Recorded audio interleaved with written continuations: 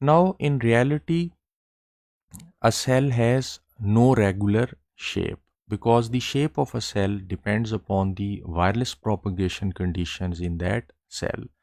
But we need a conceptual shape to represent a cell. For example, when we are planning a mobile network, in the initial stages of the planning, we need a conceptual shape to represent the cells. The first shape that comes into our mind, it is the shape of the circle.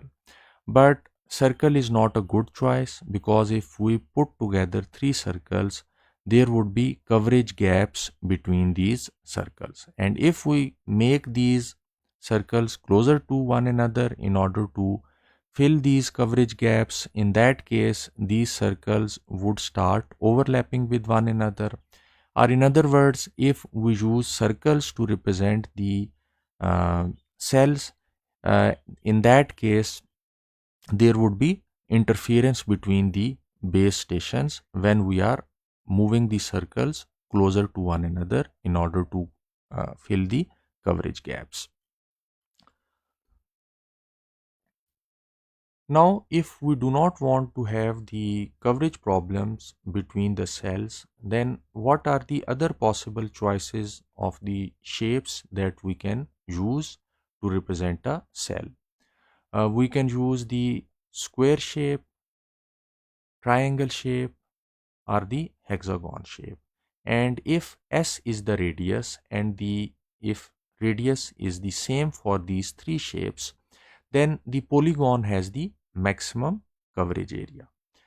So if we have a large geographical area and we want to represent that large geographical area using the cells that have a shape of a polygon, then in that case we require fewer number of cells because the polygon has the maximum coverage area as compared to these two other shapes.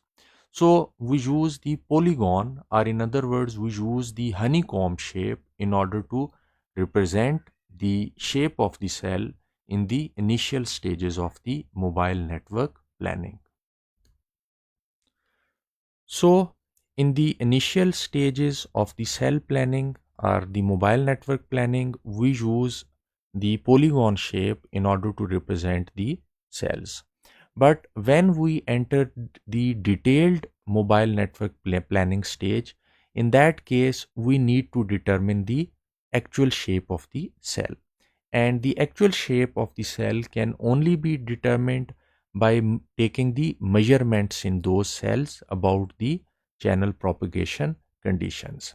And it is these actual shapes of the cells that are used in the detailed mobile network planning, which is the final stage of the mobile network planning.